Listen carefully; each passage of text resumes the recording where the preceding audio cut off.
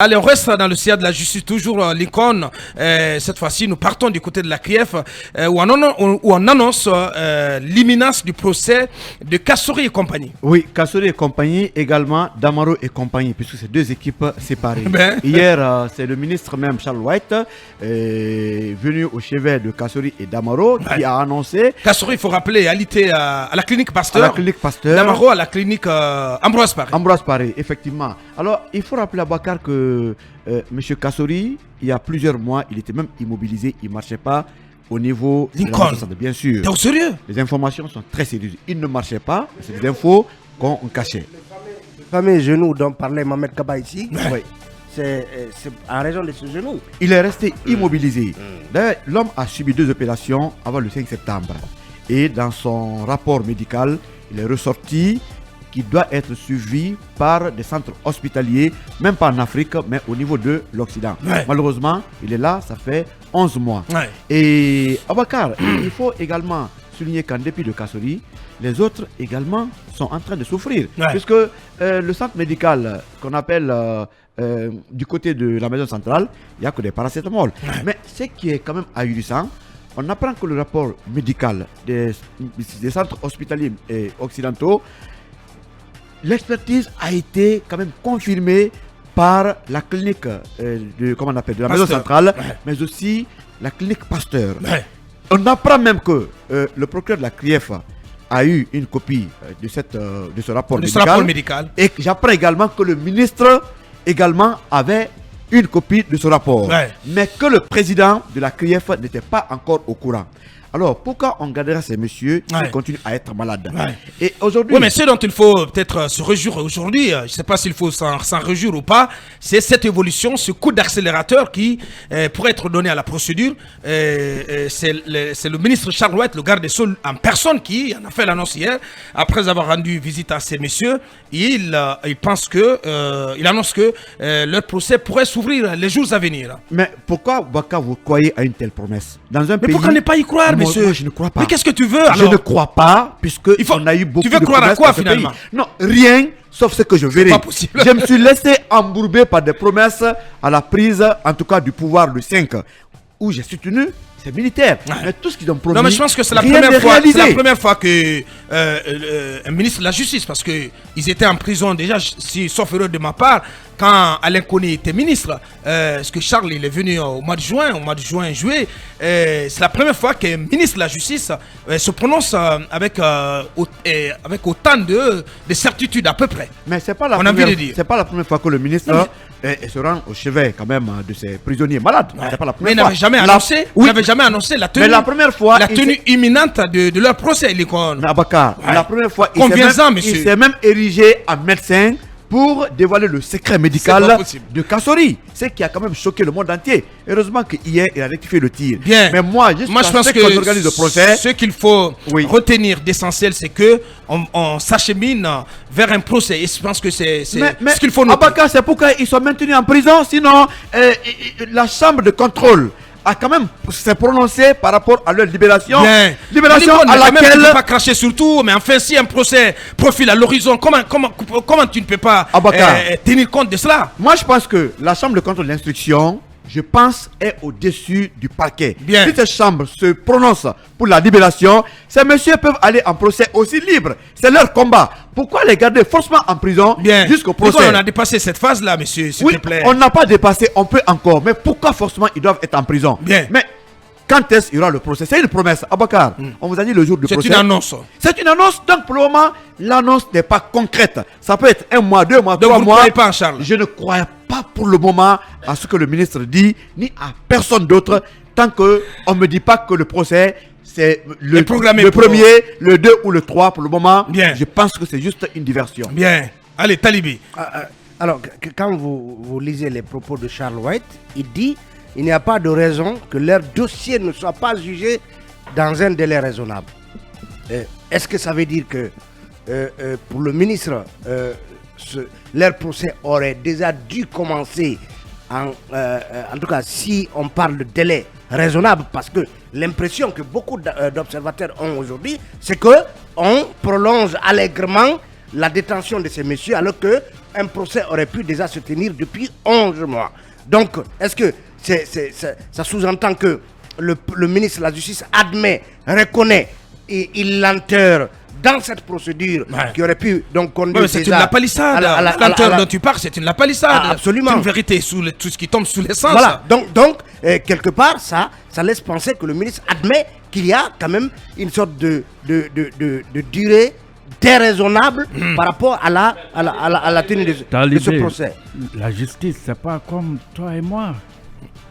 C'est une belle dame qui ne se bouge pas comme tu le voudrais. Oui, mais quand on l'a...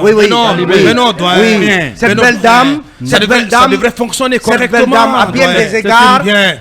Une belle dame aveugle en plus. Oui, cette belle dame a bien des égards. Pas de distinction. Oui, cette belle dame a bien des égards, peut bien hâter les pas si on l'y pousse. Donc, ça laisse penser que le ministre admet qu'il y a quand même que l'affaire traîne. Et il poursuit en disant... moi, en tant que chef de parquet, dans les jours à venir, j'aurai un entretien avec les parquets chargés de leur dossier pour leur demander de me produire un rapport sur la base duquel je vais voir quelle est la raison qui fait que les dossiers ne sont pas encore programmés. Ouh là là. Donc, ça veut dire que le ministre lui-même se pose des questions par rapport... Lui-même, il ignore les raisons de cette grosse lenteur. De cette grosse lenteur. Donc, quand il le dit ainsi, c'est une sorte de mea culpa pour...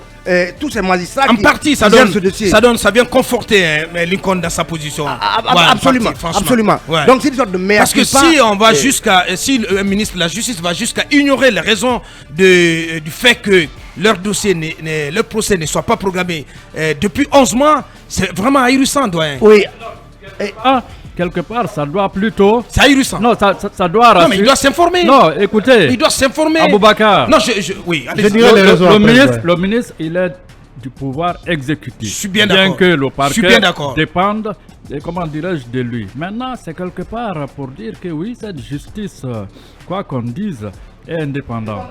Je crois qu'il faut saluer le fait que M. Charles Wright ait promis qu'il y aura un procès dans les prochains jours ou les prochains mois, parce qu'il y a eu le cas du 28 septembre, ils l'ont promis, ils l'ont fait, alors que sous l'ancien régime, on partait de promesse en promesse. Donc cela nous rassure. Donc surtout invitons les avocats, les conseils de ces personnalités à éviter de verser dans la défense des ruptures consistant à récuser la cour et ainsi de suite, à accompagner leurs clients vers le procès, s'il y a procès, pour que c'est possible qu'ils soient disculpés. Je n'y crois pas du tout. Tout porte à croire qu'ils seront condamnés. Mais ils seront condamnés. Tu verras bien ce qui va se passer. Aboubakar. Bien sûr. S'il y a des preuves sur la base desquelles on les condamnerait, là au moins on va y adhérer. Non. C'est ce que je crois. Juge. Mais les charges, par exemple, je prends le cas de... C'est ce que je crois personnellement. Voilà, c'est mon intime conviction. On ne va pas faire le procès à la place des magistrats. Je l'entends de dire, Aboubakar. On va parler un certain nombre de points. Aboubakar, nul ne sait qui va être condamné, qui ne va pas être condamné. On ne se substituera pas au juge. Je suis en train de dire que, d'abord, le ministre de la Justice lui-même a reconnu qu'il y a des dysfonctionnements à la CRIEF, qui nécessitent qu'il y ait des réformes, dont la nomination, en tout cas le renforcement de la CRIEF en termes de personnel et en termes de moyens. Non, attends, c'est important. Donc on ne peut pas d'emblée croire que le ministre ignore tout de ce qui se passe. Personnellement, ça me pose un problème, Mani. Même si Mani n'est pas d'accord. Deuxièmement, on est dans un contexte où un contexte politique où la question des casseries et autres revient en boucle par rapport notamment aux revendications des forces vives qui annoncent une manifestation. Peut-être que tout cela aussi peut laisser un peu espérer le camp des mécontents par rapport à la détention prolongée des Kassouri et compagnie. Mais Aboubakar, l'autre aspect, c'est que aujourd'hui, Charles Wright est en situation de pouvoir donner des explications à l'opinion par rapport à toutes ces procédures qui ne finissent pas. Alors que le cas Founike Mangé, comme on le dit, et autres, on aurait déjà dû vider tous ces dossiers-là. Donc, tout cela, on veut bien que le ministre, enfin, demande un rapport, comme il le dit, et que ces procédures puissent s'ouvrir, même si Aboubacar... Mais il aurait pu demander un rapport depuis bien longtemps. Oui, même si Aboubacar, il faut le dire aujourd'hui, les avocats de Kassori ne veulent pas d'un procès comme on leur annonce, parce que pour eux, leurs clients auraient déjà pu être en liberté en attendant la tenue de ce procès. Bien, allez-y Manu. Moi, quand j'entends Charles White, je le comprends de deux manières. La première, c'est que déjà pour un ministre de la Justice comme lui, demander un rapport pour savoir où en est-on du dossier, j'ai l'impression que, oui, enfin, c'est pas une impression, c'est clair que ça veut dire quelque part, vrai ou faux, en tout cas ça veut dire qu'il n'a pas connaissance exacte de l'évolution du dossier. Ce qui en soi, de mon point de vue, peut être accepté. Lorsque le ministre de la Justice n'est pas au courant de l'évolution d'une procédure, ça dénote du fait qu'il a de la distance avec cette procédure. Parce que si le ministre de la Justice vous dit qu'il sait tout du contenu des dossiers, il faut avoir peur. Non, moi, je vais sur des questions de principe, Aboubacar. Bien, c'est lorsque le ministre de la Justice sait tout du contenu d'une procédure, ça doit vous faire peur. Ça veut dire qu'il suit de tel point qu'il a une possibilité d'influencer. Mais quand il ignore, ça veut dire que ce sont les juges qui avancent sur le dossier. Et personnellement, ça me rassure. Maintenant, quand le ministre de la Justice va encore s'arrêter, parce que là, il dit qu'il va demander un rapport, mais il va quand même déclarer que dans les jours à venir, le procès pourrait se tenir. Donc, on dit que le procès est imminent. Comment peut-il annoncer... Justement, comment peut-il annoncer l'imminence d'un procès lorsqu'il n'a pas connaissance également de l'évolution du dossier? C'est pourquoi j'ai dit que je le comprends. C'est pour ça que j'ai dit que tout cela finalement conforte Lincoln dans sa position. Je comprends Charles White sur deux extrêmes, d'autant plus qu'il ne revient pas à lui d'annoncer la tenue d'un procès. Ce n'est pas son rôle. Il peut s'assurer du fonctionnement de l'institution en tant que telle, de réguler lorsque les hommes faillissent au principe, mais de s'initier jusqu'à annoncer l'imminence d'un procès, ça ne relève pas du rôle d'un ministre de la Justice. Il n'est pas dans son rôle. Et là-dessus, je pense que Charles White, il doit se méfier carrément d'annoncer même l'imminence d'un procès. On a vu avec l'ancien ministre de la Justice, Cheikh Sako soit Alpha Condé. Combien de fois il a annoncé le procès du 28 septembre et combien de fois on lui en a fait le camouflet. Il ne l'a jamais organisé jusqu'à son départ. Ça veut dire que ça ne relève pas de lui. Il faut s'assurer que les magistrats fassent le travail. Il veut demander un rapport. En tant que ministre de la Justice, ça lui permettra de connaître les motifs qui font que le procès n'est pas encore organisé. Encore une fois, il n'a pas le droit de fouetter, il n'a pas le droit d'exiger, il n'a pas le droit d'annoncer, il doit s'informer pourquoi ça n'avance pas, et si les raisons, s'il y a des points raisonnables qui peuvent expliquer le retard de la procédure, on peut comprendre, mais ce n'est même pas à lui d'annoncer à la place des magistrats. Merci. Garay, votre point de vue là-dessus? Je pense que le ministre doit arrêter ses sorties hasardeuses, c'est très important. Mais bien sûr, puisque cette sortie jette carrément la crief à la vindicte populaire, c'est qu'il faut quand même... Non, du tout, il faut l'éviter, puisque la mise en place de la crief fait partie quand même des bonnes initiatives de cette transition. Il n'a pas quand même à s'immiscer, bien qu'il soit... le ministre de la Justice, je pense que lui, il a en charge de diriger tout ce qui est administratif, mais en tout cas, tout ce qui relève de la justice, des procès, ça doit être laissé dans les mains de ceux qui doivent le faire, c'est très important. Je pense que le plus souvent, Charles White aussi, quand il fait des sorties, il fait quand même dans le populisme, et je pense qu'il doit éviter cela pour éviter de mettre les uns et les autres à couteau tiré. C'est très important. Il faut qu'il évite de s'aimer de la zizanie dans la tête de l'opinion publique, puisque moi, en tout cas, je fais partie de ceux qui pensent que ce dossier, il n'est pas du tout vide. Il faut qu'on parte au procès pour justement qu'on sache qui a fait quoi dans cette Qu'est-ce que tu en sais pour dire que ce dossier n'est pas vide, Garay? Moi, je le sais.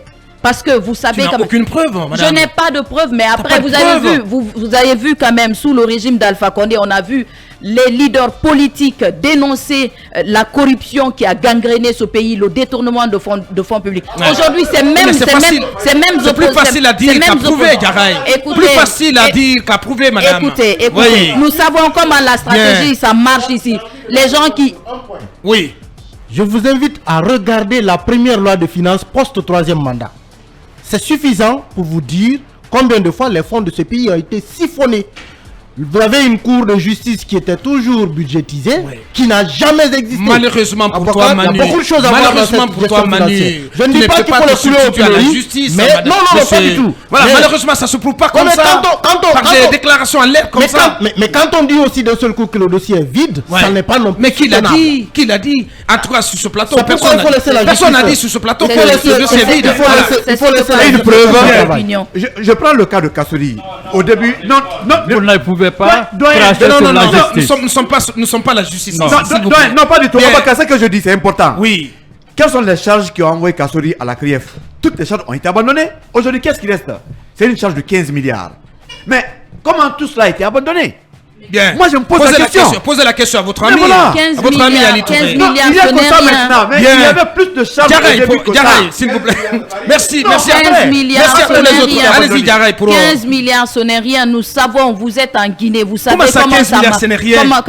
Mais écoutez, c'est pas peu en fait, ce n'est pas rien ça. Mais c'est beaucoup 15 d'argent. millions, oui, c'est beaucoup d'argent. Bien sûr. Comme il est en train de justifier cela par rapport à... Il est en train d'analyser. Je dis qu'au début, ça faisait partie, mais finalement, tout a été abandonné. C'est une nouvelle charge qui est revenue qu'on ne connaissait pas au début. Bien. C'est pourquoi on est un peu Donc, perplexe. Diarraï, tu restes convaincu Peu importe. que ce dossier n'est pas vide. Du tout, ce dossier n'est pas vide. Nous savons quand même dans ce pays comment ça se passe. Vous êtes tous au courant du système d'arrosage dans ce pays-là. Quand vous prenez un voleur, vous savez quand même que son premier réflexe, quand il vole, il va pas quand même mettre son argent à la vue de tous. Il va quand même chercher à comment camoufler ce qu'il a volé pour ne pas qu'on l'attrape. Il va nier.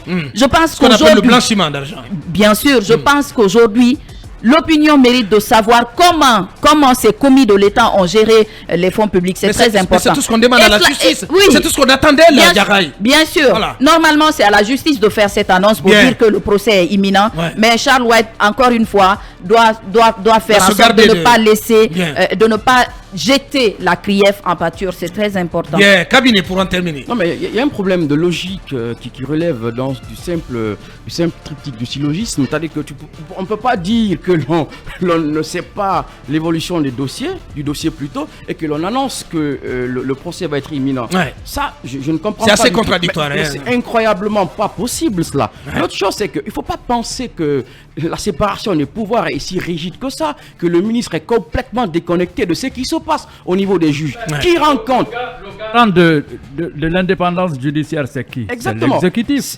Qui rend compte de l'évolution des dossiers judiciaires au gouvernement? Mais c'est le ministre garde des Sceaux. Si le garde des Sceaux dit qu'il ne connaît pas, c'est ces deux choses l'une. Soit il surfe sur